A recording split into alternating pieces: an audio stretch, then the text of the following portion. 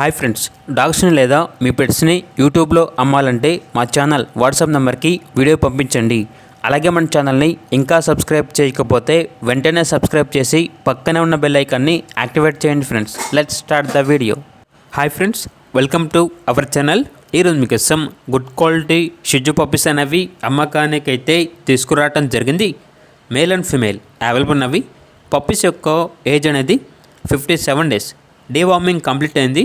అంతేకాకుండా first vaccination అనేది కూడా కంప్లీట్ అయింది. ట్రాన్స్పోర్టేషన్ అనేది కూడా ప్రొవైడ్ చేస్తారు.